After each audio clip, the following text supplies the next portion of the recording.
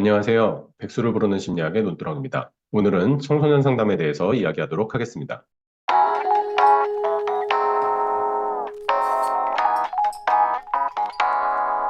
청소년 상담을 하시는 분들이 어려움을 호소하실 때 주로 이런 얘기들을 하십니다. 상담 장면에 오지 않으려고 한다. 나포 형성, 청소년들과 친밀감을 형성하는데 어려움이 있다. 청소년들이 상담을 받으려는 의욕이나 동기가 없는 경우가 많이 있다. 상담 시간에 자신에 대해서 이야기를 솔직하게 하지 않으려고 한다. 이러한 어려움들을 많이 호소하십니다. 청소년들이 상담을 받으려고 하지 않는 가장 중요한 이유 중에 하나가 바로 비밀 보장이 안 되기 때문입니다. 그래서 청소년들은 왜 상담을 니네가 안 받니? 라고 하면 이런 얘기를 합니다. 상담하면요, 상담 선생님이 부모님한테 다 이야기해요. 학교에서 상담을 받을 때는 말하는 내용을 다른 선생님들도 다 알던데요. 저는 혼자만의 이야기를 하려고 하는 건데 선생님이 그걸 해결하려고 주변 친구들에게 이야기를 하더라고요.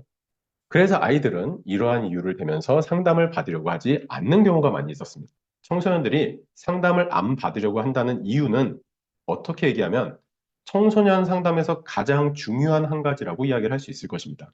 바로 그건요, 비밀 보장의 윤리를 지키는 겁니다. 제가 상담을 했을 때 어떤 청소년이 엄청나게 수다스러운 아이가 한 명이 있었습니다. 그런데 그 아이에게 상담의 경험이 있다고 해서 이전에는 그럼 어떤 내용들에서 이야기를 했니? 라고 했더니 그때는 한마디도 이야기를 한 적이 없다는 거예요. 그 이유가 바로 그 선생님이 이야기를 하면 부모님에게 그대로 다 전달을 했다라고 이야기를 하더라고요. 그래서 여러분들 청소년들에게 비밀 보장의 윤리를 지키셔야 합니다. 물론 부모님에게 이야기를 해야 될 경우도 분명 있죠. 그럴 때는 청소년과 먼저 이야기를 합니다. 너가 감당할 수 없는 일, 너가 청소년으로서 책임을 질 수 없는 일이라면 그거는 너의 보호자인 성인인 부모님에게 전달을 해야 된다.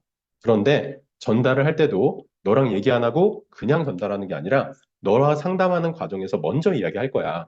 이러이런 이야기는 부모님에게 선생님이 전달을 해야 될 것 같다. 라고 이야기를 합니다. 그러면 청소년들의 반응은 안 돼요. 이렇게 얘기하겠죠.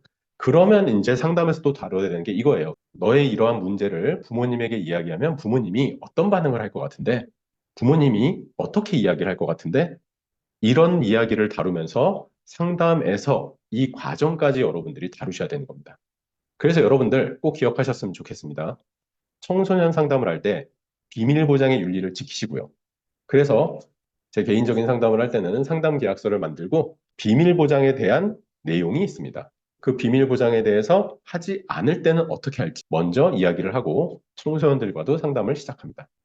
지금까지 백수를 부르는 심리학의 논두렁이었습니다. 감사합니다.